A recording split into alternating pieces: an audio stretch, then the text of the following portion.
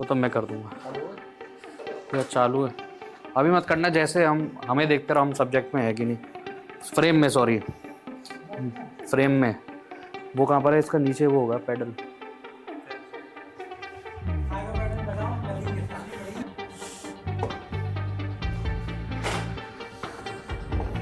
अरे आपने अकेले किसका दी? आराम से आराम से।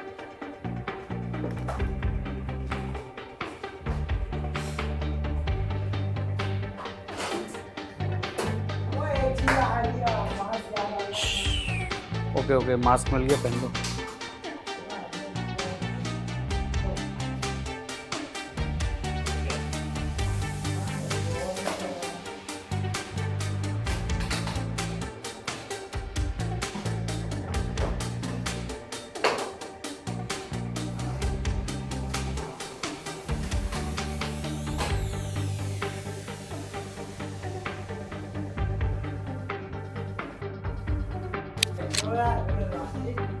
होगी चेक।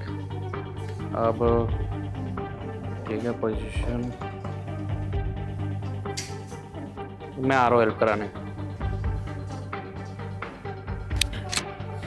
ठीक है, सब कुछ सही लग रहा है। थोड़ा सा सर को स्ट्रेट करो सीधा। अब ठीक है बिल्कुल। Thank you. मैं वो अभी SM charitable trust and hospital में। ये हॉस्पिटल आगरा में है, सिकंदरा के पास। तो एक्चुअली यहाँ की डॉक्यूमेंट्री में बनानी थी, क्योंकि ये जो मशीन आप देख रहे हो इसे कहते हैं CR मशीन। और ये जो डॉक्यूमेंट्री बन रही है काफ़ी टाइम बाद मैं बना रहा हूँ। ज़्यादातर जो डेटा ये रॉ है, मतलब इसमें कुछ ज़्यादा स्क्रिप्टेड है नहीं, क्योंकि मुझे रॉ ही चाहिए डेटा, ताकि आप भी फील करो कि आप इस डॉक्यूमेंट्री का हिस्सा हो। तो अभी हम स्टार्ट करते हैं हॉस्पिटल के टूर से, ठीक है? तो पहले आप देखिए हॉस्पिटल का टूर, ताकि आपको आइडिया हो जाए। हेलो, स्वागत है आपका प्रेम वर्मा यूट्यूब चैनल में। अभी ठीक है, मैंने 1650 mm किट लेंस लगा रखा है और मैं हूँ अभी SM charitable trust and hospital में, क्योंकि इसकी डॉक्यूमेंट्री बननी है और यहाँ पर काफ़ी ऑपरेशन होते हैं। मुझे ये दिखाना है कि जो इंडिया में जो हॉस्पिटल है, इंडियंस हैं, वो हॉस्पिटल जाने से डरते क्यों है। वैसे मैंने काफ़ी गॉल ब्लैडर के ऑपरेशन देखे हैं, तो अब बहुत नॉर्मल लगता है मुझे।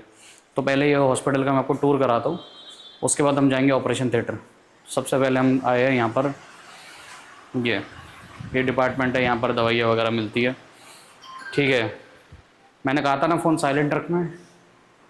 ओके, तो मेडिकल स्टोर, हाँ ठीक है, वेल मैनेज मेडिकल स्टोर है। बाहर चलते हैं थोड़ा, ठीक है? और अभी जो तारीख है, आज है तुम्हारा शायद, हाँ 14 मार्च, आज होली है, ठीक है?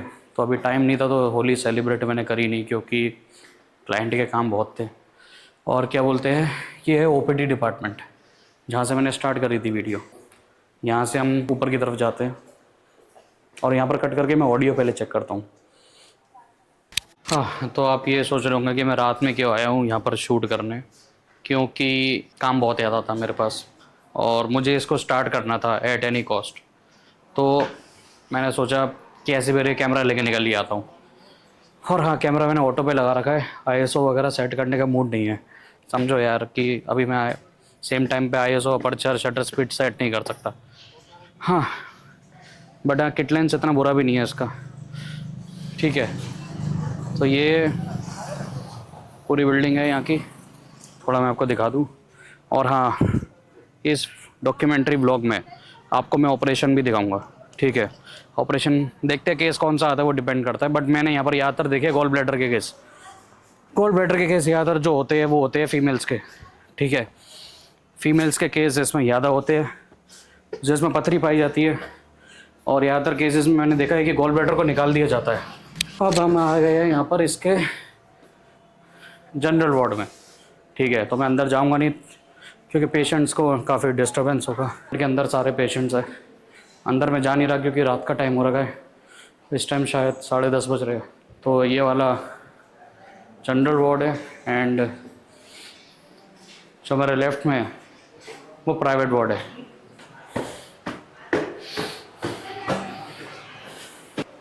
अगली बार मैं आईफोन लूँगा, आईफोन ज़्यादा सही है। तो ये है NICU डिपार्टमेंट। NICU में बच्चों की डिलीवरी होती है। और ये है हमारे ब्रो, स्टाफ के मेंबर आए ने होली के लिए हेलो करो। ओके, तो हम जाने वाले NICU, neonatal intensive care unit. ये बच्चों के लिए होता है, मैं आपको दिखाता हूँ। Okay, so as you can see, यहाँ पर जो बच्चों की डिलीवरी होती है उनको ऑक्सीजन और जो ज़रूरत की चीज़ें हैं वो इन मशीनों द्वारा मिलती है। ठीक है, इनको हम ऑन करके दिखा सकते हैं। ब्लू लाइट ब्लिंक करती है ना इनमें, काफ़ी अच्छा लगता है। ओके, तो ये 2 मशीन ओपन कर दी है। ओके, NICU के बाद हम बढ़ रहे हैं ICU की तरफ, इंटेंसिव केयर यूनिट। यहाँ लिखा है चप्पल जूते बाहर उतारे।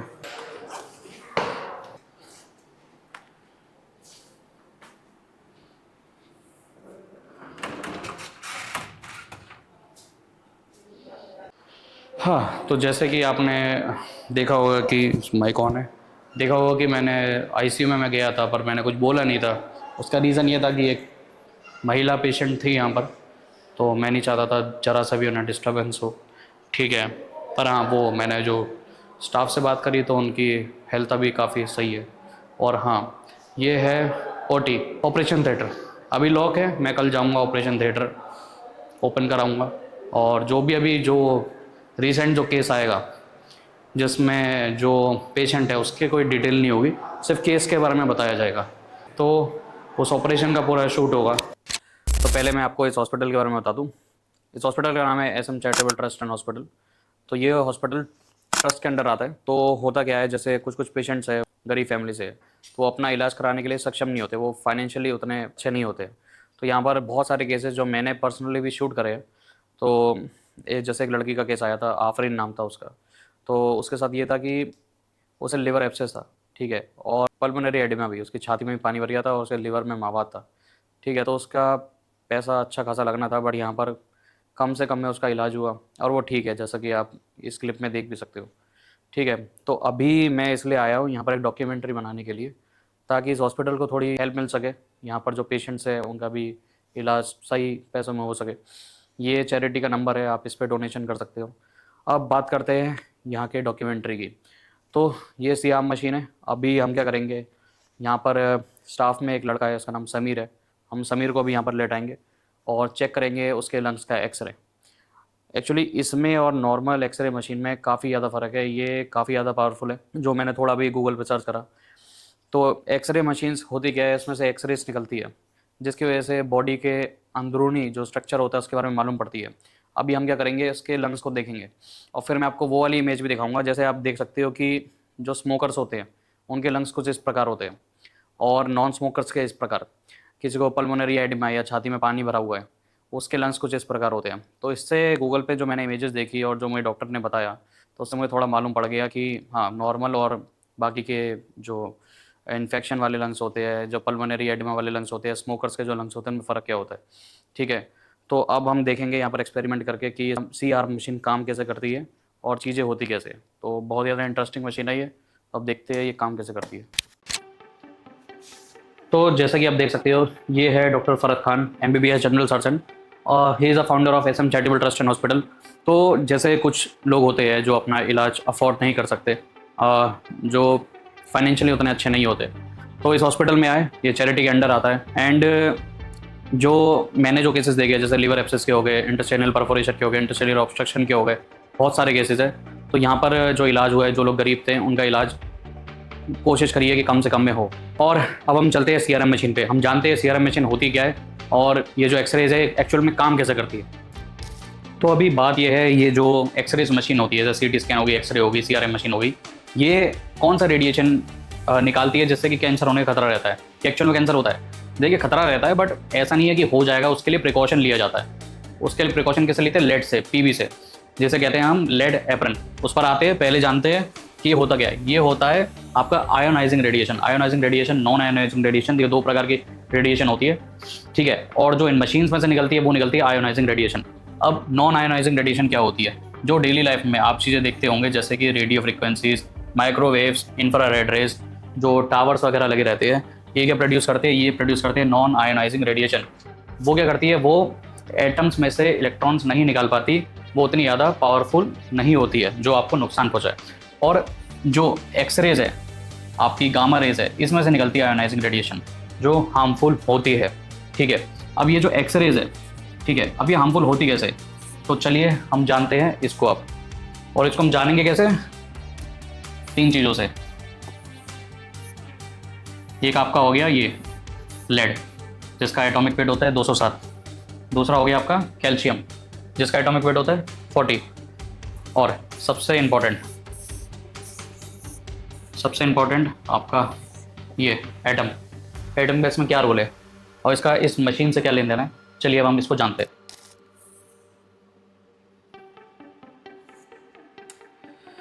एटम में क्या होता है, इलेक्ट्रॉन, न्यूट्रॉन, प्रोटॉन, न्यूक्लियस। ये न्यूक्लियस हो गया, ठीक है, ये इलेक्ट्रॉन हो गया, ये प्रोटॉन हो गया।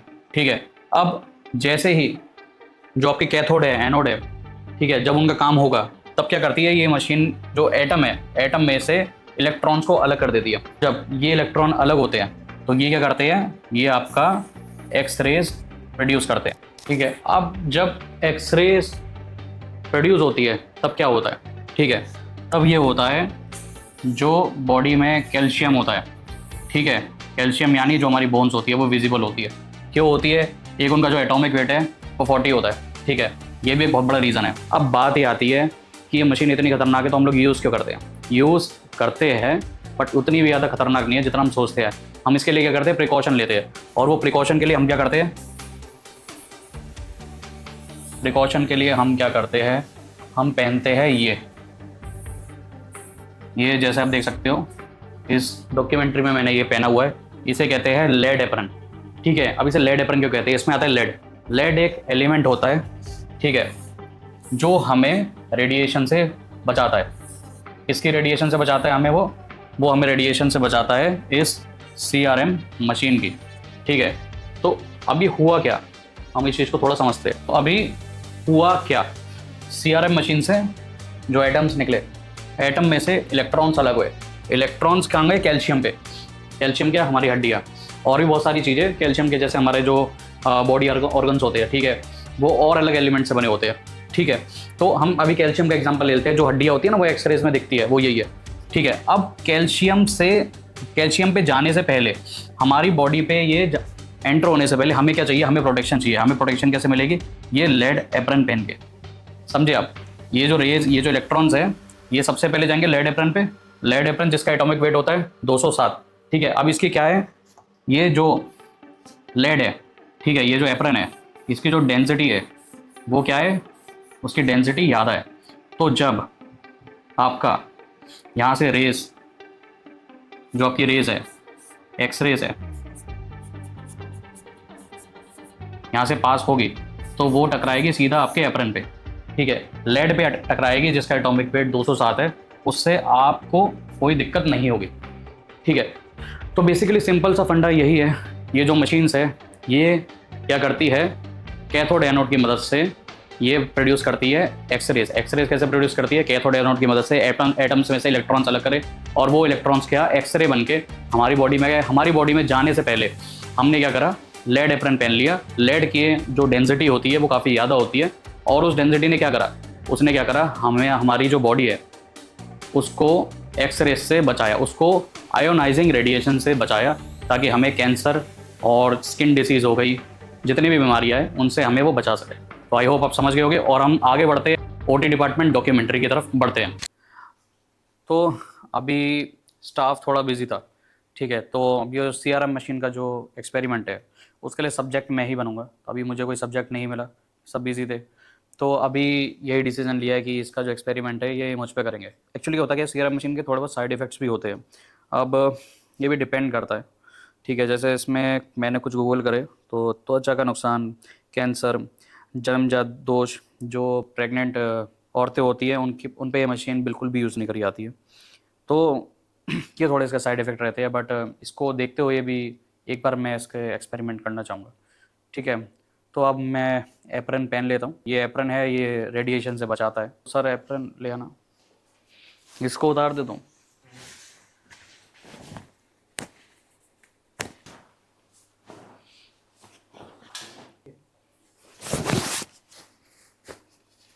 ये मुझे सर ने बताया, इसको लेड एप्रन कहते हैं, ये रेडिएशन से बचाता है।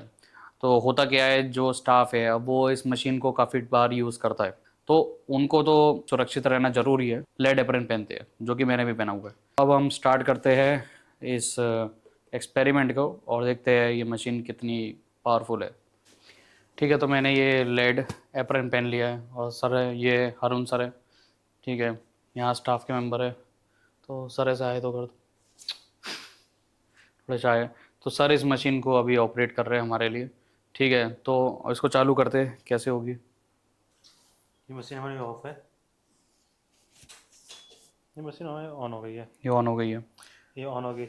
ये मैटर करता है हमारे केवी कि किस केवी से कितना हमें केवी प्लस माइनस करनी है, कहाँ का एक्सरे लेना है, उस हिसाब से केवी प्लस माइनस करनी पड़ती है हमें। अभी हमें हाथ का ले रहे हैं तो हमें केवी मीन्स किलोवाट डेंसिटी। हाँ इंटेंसिटी इमेज की कितनी किस लेनी है हमें, ठीक है। किधर की इमेज कितनी लेनी है, केवी ये बोलते हैं केवी भी। अब हाथ के लेंगे तो हम केवी रखेंगे 55 या 50। तो हाथ के लिए अभी हम जो केवी सेट करेंगे, अभी पहले हम हाथ का ही एक्सरे करेंगे, ठीक है, तो हाथ के लिए 55 और 50 में हम सेट कर रहे हैं। 55 में सर कर लिया हमने। तो ये 55 पे हो चुकी है, ठीक है। ठीक है, तो इसको चेक करते हैं। अच्छा, इसमें एक तो मैंने देखा था फोटो भी हो जाती है और वीडियो भी, मतलब एक वीडियो इन सेंस कि वो रियल टाइम में शो करता है हाथ, ठीक है, और उससे हम इसकी फ़ोटो कैप्चर कर लेते फोटो हैं कैप्चर ताकि आगे हम उसको देख सकें। जी। ओके, मैं कह रहा हूँ वीडियो तो नहीं होनी चाहिए थी। ठीक है, तो मैं अभी चलता हूँ मशीन के पास।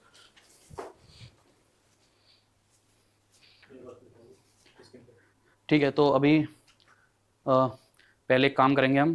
पहले आप मेरा हाथ आएगा, कितना करो इधर, ठीक है, और पास करूँ, अच्छा अंदर लेके आऊँ, ठीक है, ये हो रहा है, ठीक है, वो फ़ोटो दोबारा देख सकते हैं हम, ठीक है। अब हम फ़ोटो देखते हैं जो सर ने कैप्चर करी है एक्सरे की, ठीक है, तो ये मैं आपको दिखाता हूँ। एज यू कैन सी ये कितनी ज़्यादा क्लियर है। और सर दिखाना, आपने 3 फ़ोटो कैप्चर करी थी।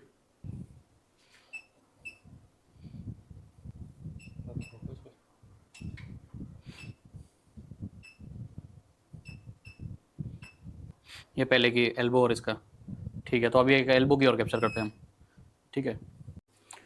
ठीक है, तो जैसे अभी मेरा हाथ कैप्चर हुआ था, तो अब मैं अपनी एल्बो इसमें नीचे लगाऊंगा, ठीक है, तो एल्बो देखते हैं, ठीक है, ऐसे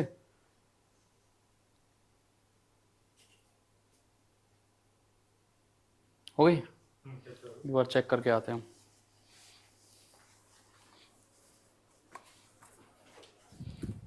ठीक है, तो अब देख सकते हो ये एल्बो मेरी कैप्चर हो चुकी है और ये कितनी ज़्यादा क्लियर है।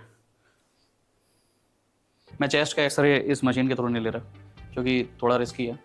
मैं अगर हाँ अगर इस वीडियो पे 1 लाख से 50,000 से ज़्यादा लाइक आ गए तो मैं अपने चेस्ट का भी कराऊंगा इसी मशीन पे, मैं रिस्क लूँगा।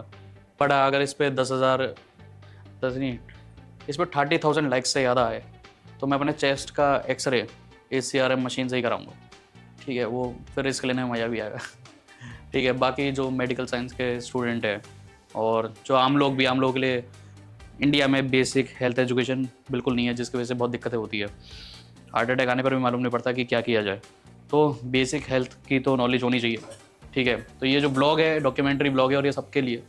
और अब मिलते हैं हम दूसरे पार्ट में, इसका एक दूसरा पार्ट भी बनाऊंगा मैं, but I am waiting for कि इस पे एटलीस्ट 20,000 लाइक्स आ जाए, ठीक है, तो इसकी दूसरी डॉक्यूमेंट्री बनेगी। और हाँ, ये इस हॉस्पिटल की चैरिटी का अकाउंट नंबर है, ठीक है, आप चैरिटी कर सकते हो ताकि जो गरीब लोग हैं उनको सहायता मिले। और इस वीडियो को ज़्यादा से ज़्यादा शेयर करो ताकि इस पर ज़्यादा से ज़्यादा इस हॉस्पिटल को, इस ट्रस्ट को चैरिटी मिले, ठीक है। उससे होगा क्या कि जो लोग हैं जो फाइनेंशियली वीक है, ठीक है, उनको काफ़ी ज़्यादा हेल्प मिलेगी और उनका इलाज कम से कम में हो पाएगा, ठीक है। तो शेयर करो। और हाँ, ये ब्लॉग नहीं था, ये डॉक्यूमेंट्री ब्लॉग है, ठीक है। तो मिलते हैं अब नेक्स्ट ब्लॉग में। Thank you so much.